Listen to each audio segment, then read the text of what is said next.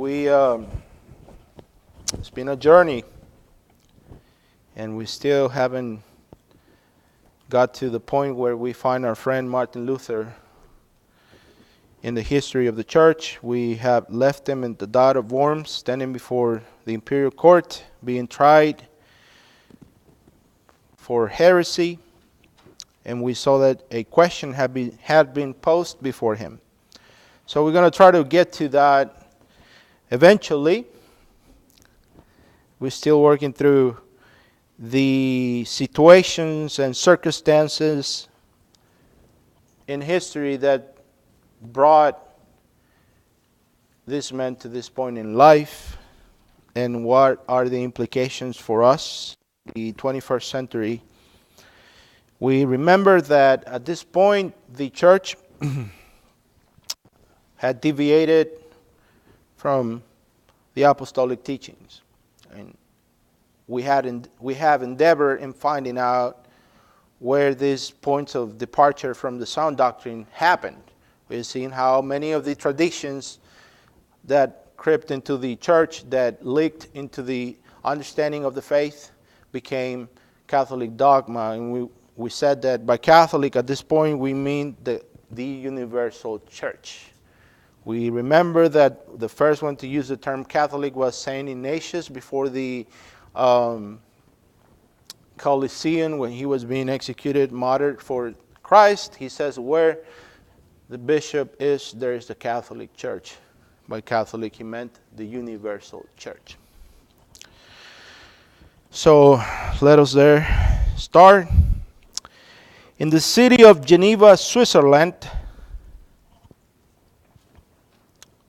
in a park next to the University of Geneva, there's a wall. This wall is called the Reformation wall. And engraved on this wall is the Latin phrase, post tenebras lux. When translated to the English language, this means after darkness, light. Post tenebras lux means after, as post, darkness, tenebras, light. Post tenebras lux. Now, this phrase was coined by the magisterial reformers in the 16th century. And in this wall, we find names such as William Farel, Theodore Beza, John Calvin, John Knox, Ulrich Zwingli, Martin Luther, and others. All these men had something in common. These men were raptured by the light of the gospel of Jesus Christ and gave their lives to preserve it and fight against the darkness that had devoured the people and the church. These men were arrested by the gospel. They were captured by the gospel of Christ. Now, by the time of the 16th century, there was a darkness dominating the world for almost a period of 1,200 years. We remember this period of darkness began in 451 AD in the Council of Chalcedon, where the church for the first time acquiesced to the claim of the tomb of Leo the Great, the first official pope of the church. Remember that Leo was a champion for Chalcedonian Christology, which affirmed the two natures of Christ, yet one person. His tome, T-O-M-E, the tome of Leo, was the essential tool to define the doctrine of Christology, our orthodox view of Christ. But we see that in this tome also Leo placed his claim to the supremacy over all the other bishops, based upon a erroneous interpretation of Matthew 16, thou art Peter, and upon this rock I shall build my church. The interpretation of the church to this day, and I'm referring to the Catholic Church, Rome, is that Christ passed the office, the apostolic office, to Peter, and consequently, Peter passed it on to the Bishop of Rome. This is established, settled by Church Catholic dogma in 451 AD, Council of Chalcedon. This gives way to this period of obscuring darkness. We see that this marks the death of imperial Rome, and it marks the birth of ecclesiastical Rome. Remember, ecclesiastical Rome governs with two swords, when imperial Rome governed with one sword. The two swords were the sword of the civil power and the sword of the spiritual power. As Leo gained power, as the office of the Pope gained power, the church became the backbone of the imperial Rome. Now Christ, at this point of the 16th century, Christ was portrayed by the church as an implacable, relentless, unapproachable avenger. He was demonized in this sense. He could not be approached. So what do? We appeal to his mother. She's kind, she's full of grace, she's accessible, she is willing to go the extra mile for her petitioners. And if she is further away, there's always Saint Anne, her mother. This is part of what is being taught in the church. Now the world was plagued with pestilences, devils, taking people to hell and to purgatory by the thousands. Only the church and its sacraments, penances, pilgrimages, only the church possessed the way to be saved from the fires of purgatory and hell. So the fires of hell were stoked to drive the people to the church sacraments. Do we understand that? So we raised the fires of hell to drive the people to the church sacraments. And then the fires of hell were laxed by the promoting of indulgences. So that fluctuation happened in the times of the 16th century.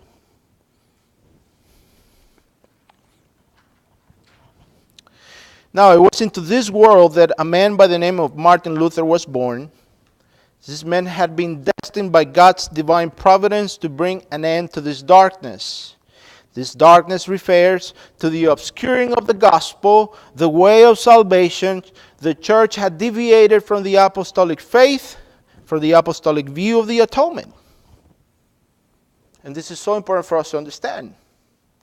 The church had deviated from the apostolic teachings, and it had placed itself as the only mediator between men and Christ.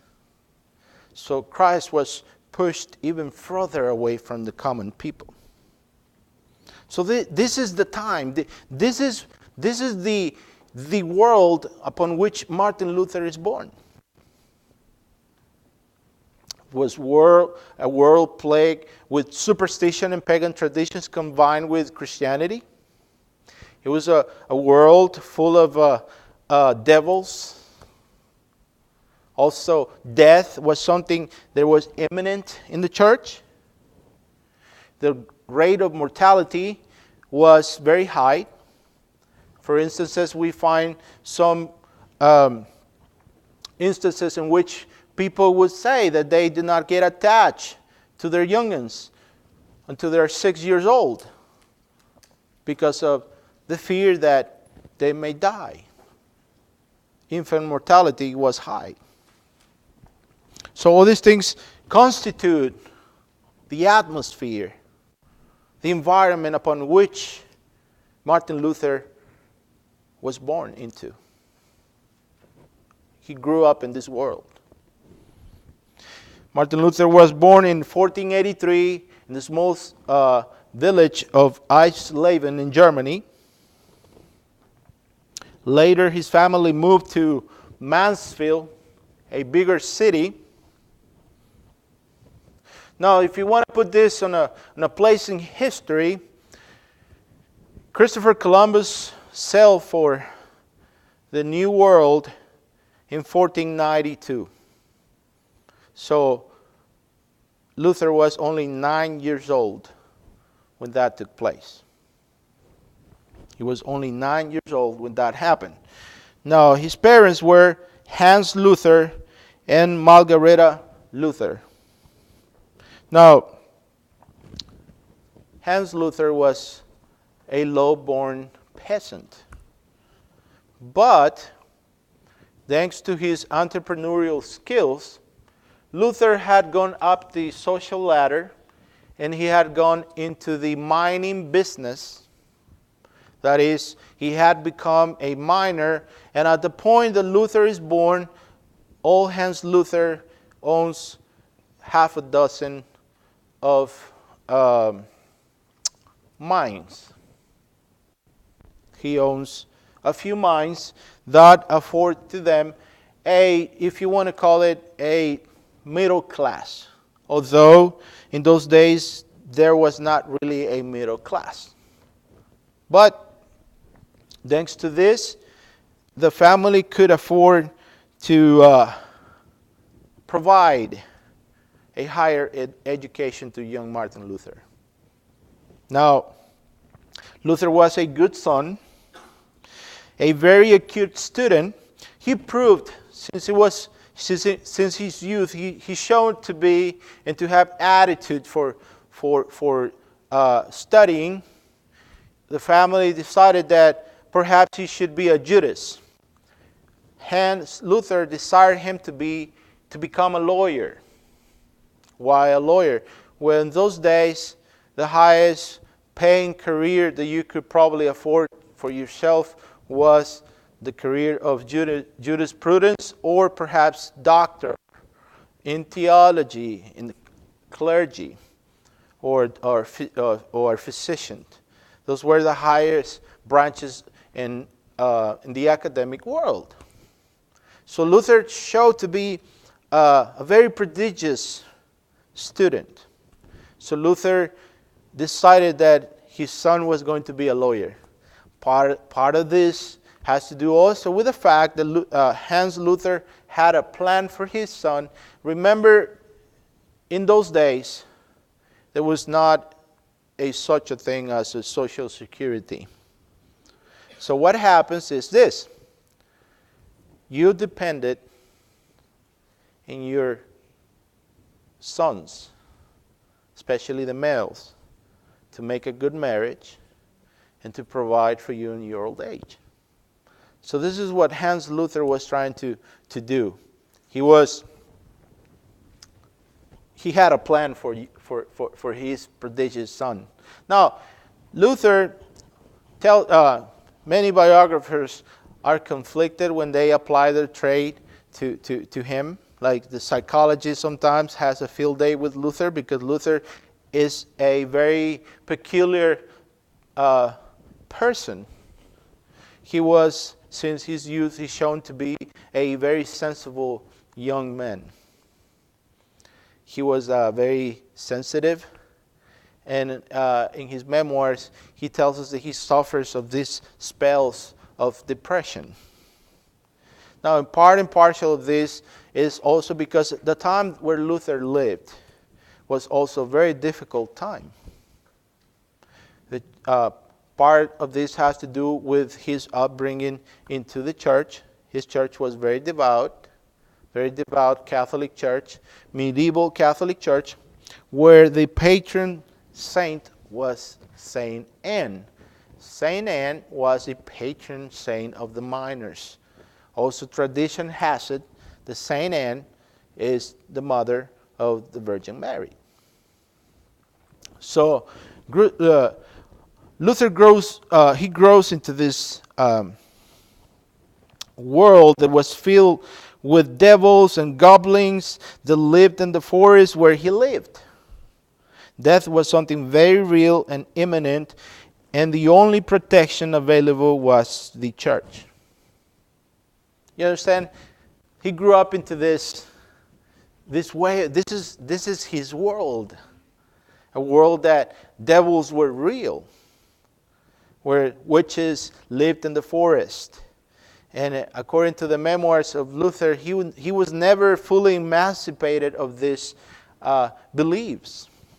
This was the real world. So it was a world that was very acute with the sense of the supernatural and the afterlife.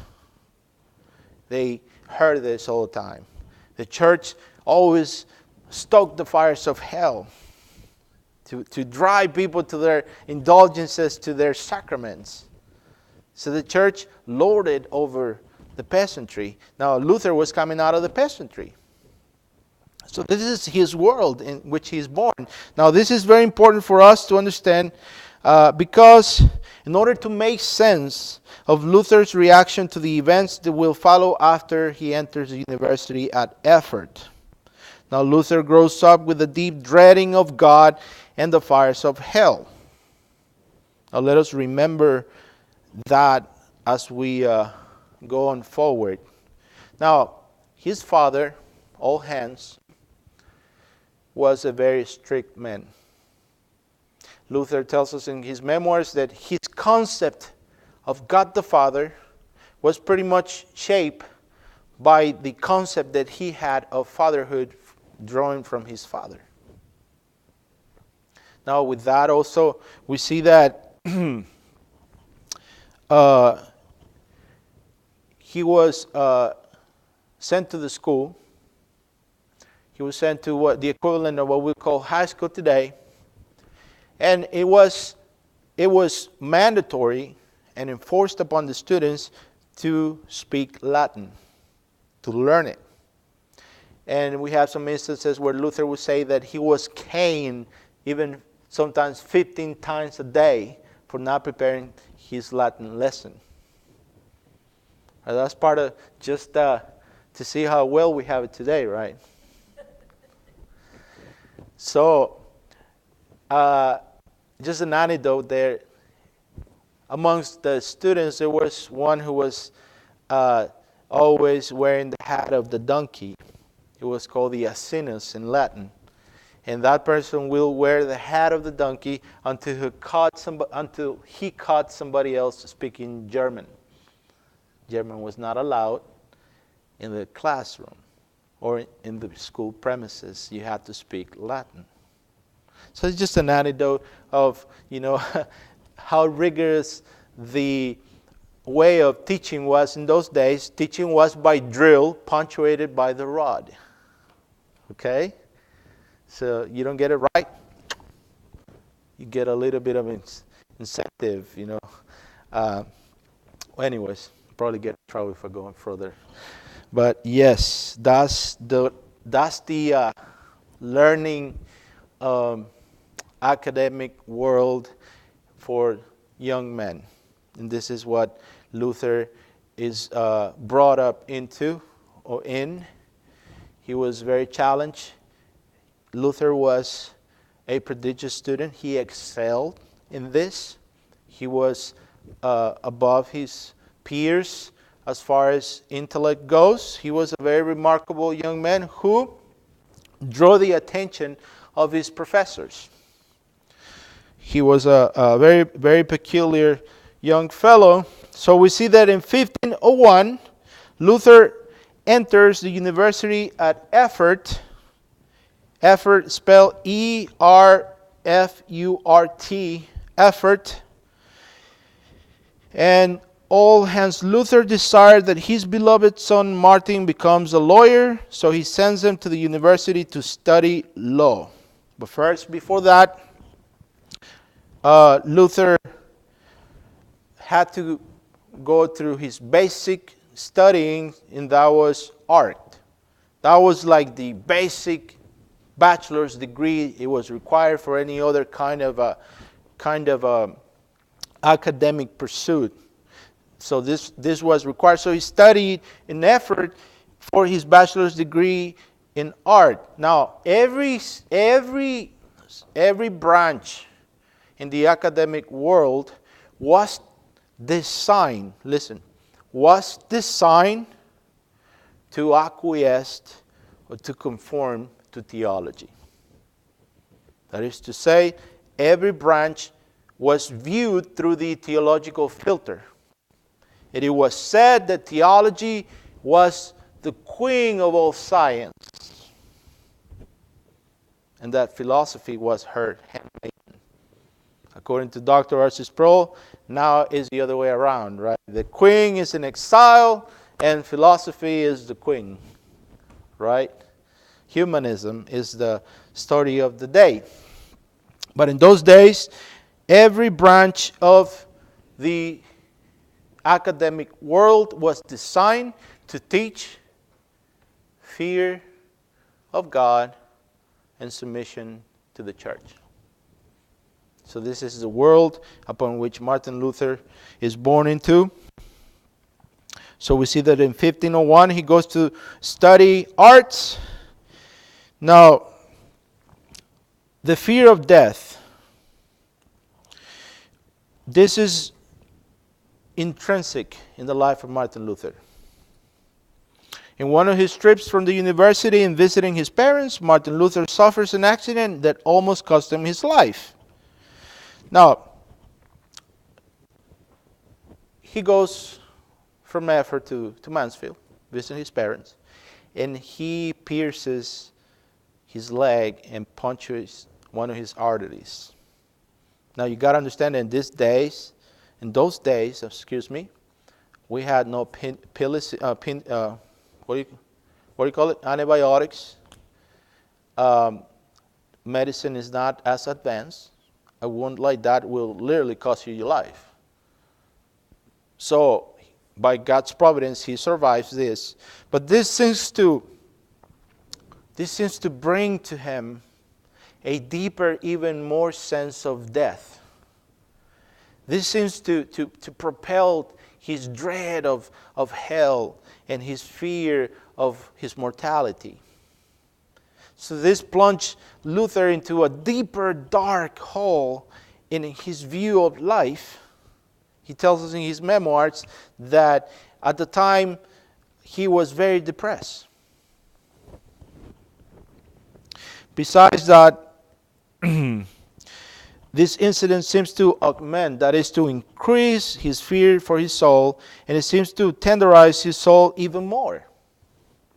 Now to that we add the fact that one of his friends, a young man by the name of Alexis, died of the plague. So all of these events are molding this person. Luther grows under that dreading of God, that fear of hell being promoted by the church. Now he grows into this. So at this point in life, in 1501, he's a man whose soul is in stage of unrest. All of this catapult him to a deeper stage of depression. So in spite of his success at the university, at this point in his life, Luther's soul is in a state of unrest. Now, with all this, we come to 1505. And according to Dr. R.C. Sproul, it seems like Luther suffers a crisis every 5 years in his life. Now, in 1505, we find what Dr. R.C. Sproul calls the lightning bolt that changed the world.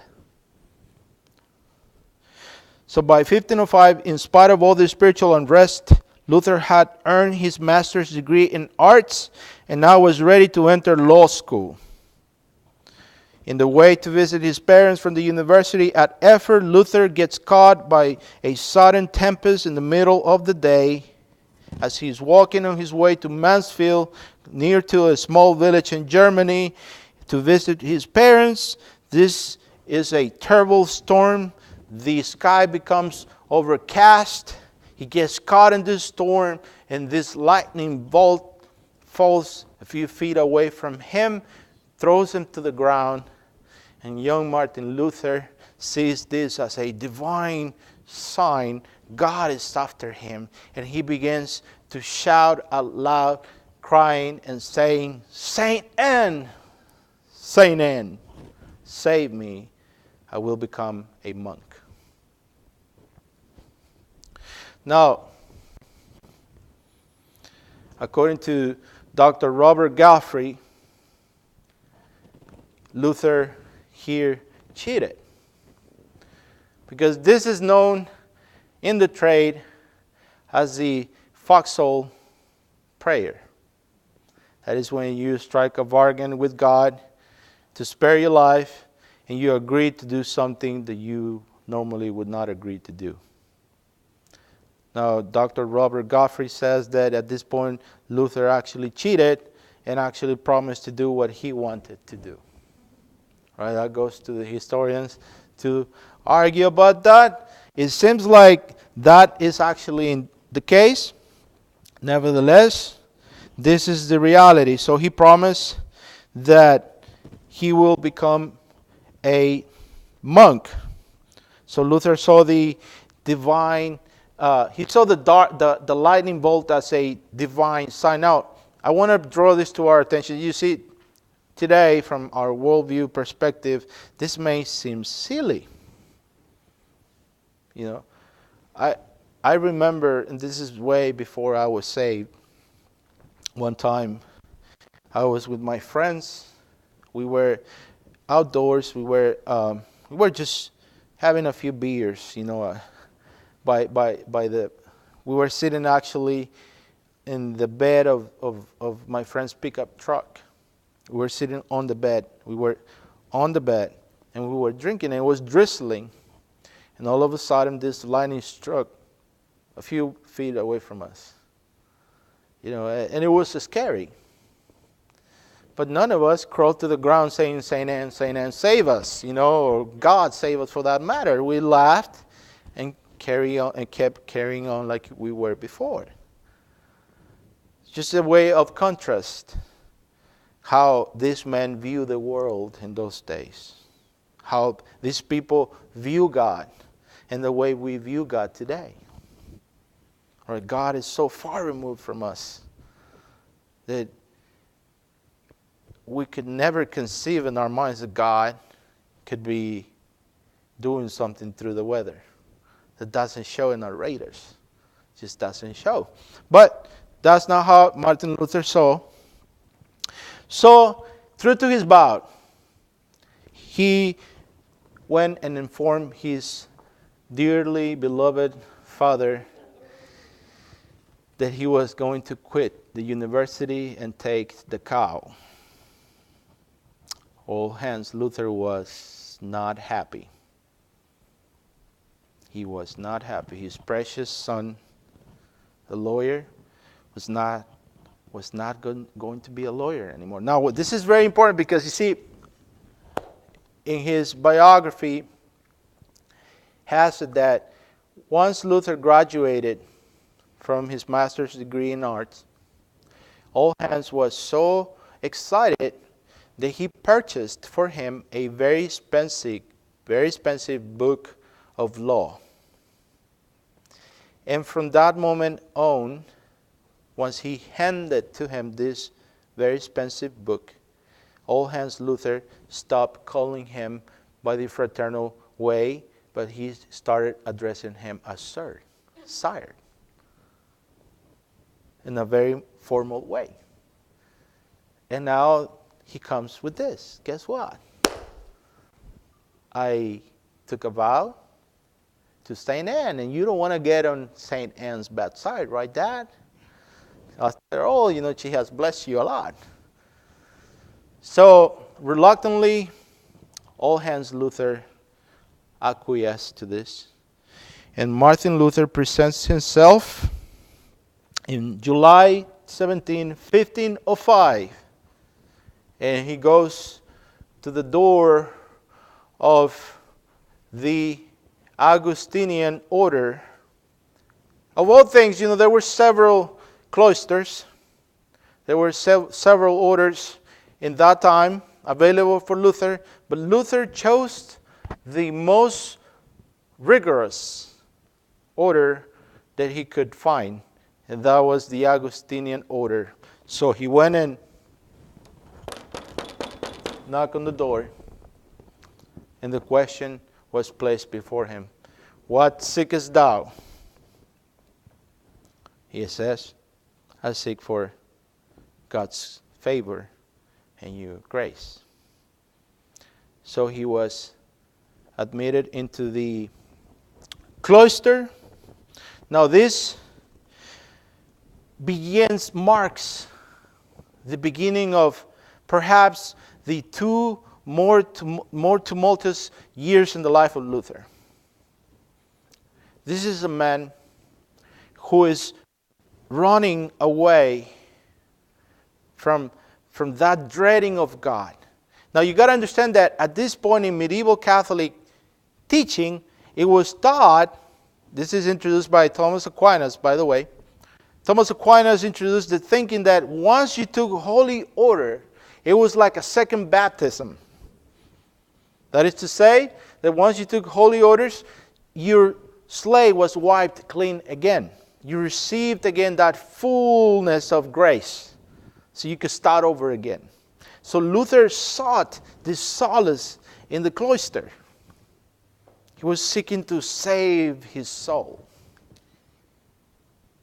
So in the cloister, every novice will go through a period of probation of almost 2 years. During this time, the life of the cloister was rigorous. You know, it began at 2 a.m. in the morning by a vigil, prayers. After that, you will go to bed at 4 a.m. in the morning, then get up again at 6, have breakfast, a little bit of food. And then after that, you will go again to prayers. And then from that, you go to work. And then around 2 p.m., you will have a period of little rest, little prayer time. And then you will go back to work. Then at 5 again to prayer, Mass. Then after that, finally at 7 p.m., you will go to bed to be waking up again at 2 a.m. in the morning. And that was the life of the cloister. Now, in this period of time, Luther had access to the Bible for the first time in his life. And he began to read. And he began to meet a holy God who was an implacable judge. And he was overwhelmed by the holiness of God. Now the psychologist looks upon this, and many have called him a schizophrenic, because it seems to the psychology that this morbid sense of dread and fear of death and dread of God was psychopathic. But that is just a secular way to see upon the provident hand of God driving this man mad. It was required of the monks to confess every day. You know, and the monks will go into confession, you know, and what can you say in a monastery? You know, forgive me, Father, because I sinned last night. You know, I coveted Brother Henry chicken leg or something like that. What kind of trouble can you get in a monastery? But Brother Martin went to confession. And he went on for an hour, 2 hours, 3 hours. His father confessor, Johannes Stappes, got to the point he was vexed by this. And he told him, Brother Martin, please come back when you have real sins. You know, these little peccadillos you bring me, you drive me crazy. So it got so bad, they were getting him out of the monastery because he was going to infect the monks. But Luther was a man tormented by the holiness of God. So the first 2 years in the cloister of the Augustinians were perhaps the most difficult years for Martin Luther. Luther sought solace for his tormented soul within the walls of the monastery, but all he found was more torment. The sacraments of the church were broken cisterns that offered him nothing and couldn't quench his soul. The life in the monastery was a very rigorous life. Each monk had to take a vow of poverty and sacrifice, silence, and solitude. But Luther was a man tormented by the holiness and righteousness of God. Luther took his life in the cloister very seriously. In his memoirs, he tells us, if anybody could have won heaven by monkery, that was me.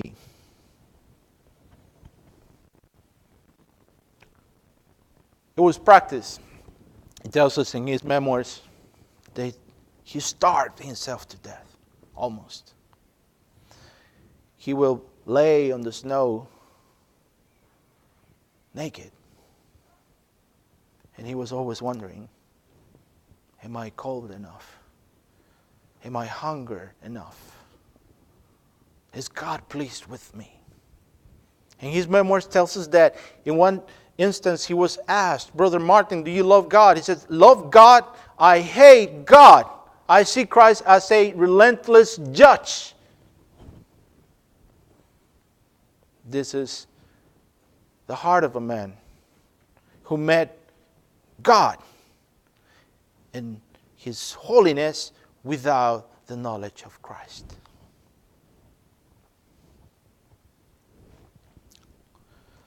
Now, it was decided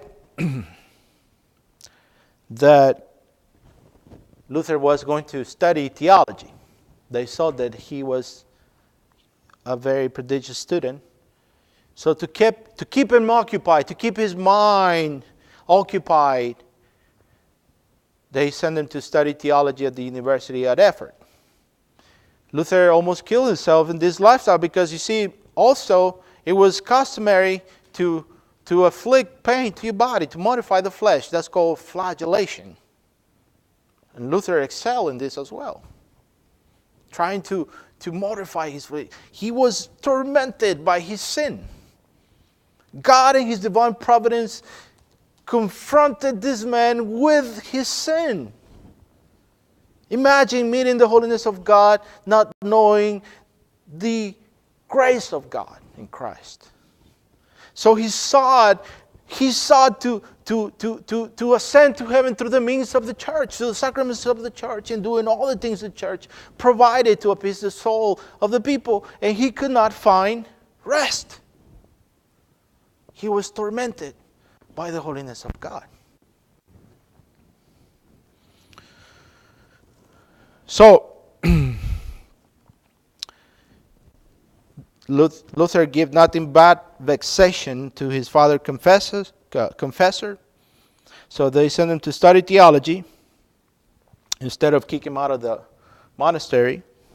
So in 1506, Martin Luther was finally ordained to be a priest. Remember, a monk was not a priest. Now, this date, according to Dr. R.C. Sproul, is filled with irony. Now, why? For that, we got to go back about 150 years. We remember John Wycliffe, right? And we remember how John Wycliffe was born in 1325, and he died in 1384. He was the dean rector of, he wasn't. He was a scholar in the University of Oxford. And John Wycliffe began to study the Bible, and he began to criticize the Catholic Church for the lavish way that they lived while the peasantry was starving. Then he began to attack the doctrine of transubstantiation, that is the Eucharist. And then he was summoned by the Archbishop of Canterbury to appear before the Diet and be tried as a heretic. But remember, by the divine providence, the Duke of Lancaster, John of Gaunt, intervened, and the Queen, by the provision of God, because the Duke of Gaunt intervened, the Queen sent a requisition to the Archbishop of Canterbury that they do not try Wycliffe. Therefore, Wycliffe was spared. After that, we see that Wycliffe gave himself to the translation of the Bible into the English language for the first time. He translated the Vulgate Latin into the English. Also, Wycliffe formed a group of itinerary preachers called the Lollards, which means the Babblers.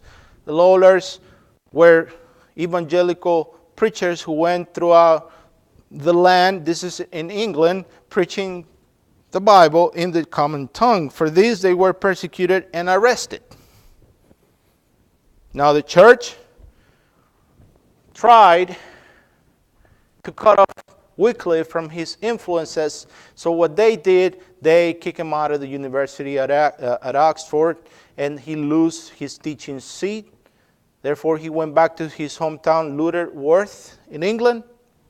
And therefore, we see that in Lutterworth, he gave himself to the translation of the Bible. And then he suffers a stroke in Christmas Eve, 1384, and he died before he is tried again by the church. But God in His divine providence, some of the students of John Wycliffe at Oxford had picked up his teaching and his writings and have taken them into Bohemia. And we see that in 1369 was a man born by the name of Johann Huss. Now, Johann Huss was also a professor in theology. He was born in Huss's Neck, Hussinec, Kingdom of Bohemia, Holy Roman Empire. This is known today as the Czech Republic. Now, Johann Huss became the dean rector of the University of Prague. Now, Huss was infected by Wycliffe and began to teach the sufficiency of Scripture, salvation in Christ alone, not necessarily by the church or the Pope. And this catapulted Huss into the path of the wrath of Rome. Huss engaged in debate with the Archbishop of Prague in the university, and it is proven by history that he won that debate. So the king and queen of Prague defended Huss. Also, the Roman emperor was sympathetic to Huss, and he gave him a safe conduct because he was summoned by the Catholic Church to appear in the city of Constance in Germany because they couldn't touch him in Prague. So the plan was to get him out of Prague, out of Bohemia. So they summoned him to appear for debating in Constance, and he's given by the emperor, by the Roman emperor, a safe conduct, promising that he was not going to be touched. Under these auspices, he comes to Constance. Once he is in Constance, he is arrested by the church. Now, historians disagree on this, but it appears that the emperor sympathized, he favored Huss, and he tried to uphold the safe conduct that he had given to him. But the church told the emperor that a heretic is not protected, and it should be not protected by the civil magistrate. To this, the emperor seems to be reluctant to give him up to the inquisitor, but the church threatens the emperor with excommunication. So finally, the emperor acquiesced to their petition. Johann Huss is tried for heresy. And in his trial, the record tells us that they put on him a hat with devils drawn and he's tried as a heretic and accused of heresy by the Catholic Church. They found him guilty, and they condemned him to be burned at the stake if he did not recant. To this, John Huss says, I never thought anything contrary to the Bible. And what I thought throughout my life, now I seal with my blood. To this, they lit up the faggots, and he began to sing a hymn that the fires quench. And he was burned at the stake in 1415. Now, in this council that condemned Huss was also condemned and anathematized John Wycliffe. So in that council was ordered that the bones of John Wycliffe were to be exhumed and burned and thrown into the river Swift in England. Now what does that have to do with Luther? And why is it filled with irony? And his ordination is because of this. When Huss was to be burned, the word Huss means goose. You perhaps have heard that phrase, this goose is cooked. Well, Huss said, you may cook this goose, but within 100 years, God will send you a swan that you will not be able to silence. In the ordination of Martin Luther, beneath the chapel where he was being ordained, were buried the bones of the bishop that condemned Huss. And Dr. Arthur Sproul liked to say that when that bishop heard Huss saying that within 100 years God will send you a swan that you will not be able to silence, he said, over my dead body. It is identified in history that this swan is Martin Luther. So his ordination, it was required that you will prostrate yourself in the floor and you will form the shape of a cross. Then after that you will take your vow to the church. He was ordained to be a priest. Now he had the power to conjure the host, to elevate the host.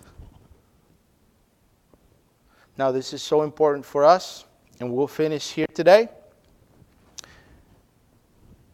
It was scheduled for Luther to have his first Mass. Now this was suited to his convenience, because he wanted his father, All Hands Luther, to be there present. So they make it so that it was said that when All Hands could attend, they will hold the Mass. So it seems like All Hands Luther at this point had gotten over his wayward son, and somewhat reluctantly he acquiesced to come to the Mass. And the story has it that he appeared with 20 horsemen, and he gave a very, very generous contribution to the monastery. And he appears, now it's not his son the lawyer, now it's his son the priest. He brought his friends and he was proud. Now, it was a commonplace for a young priest to have a little bit of trouble in his Mass. So it was preparations made that if the priest gets stuck through the liturgy of the Mass, there was an older priest to assist him. Now Luther went through the liturgy flawlessly, but when he got to the point that he was going to elevate the host, in his memoirs he tells us that he was overcome with fear. He says, how can it be me, a pigman, a little man, an unholy man, to hold the body and blood of Christ? And he almost dropped the elements.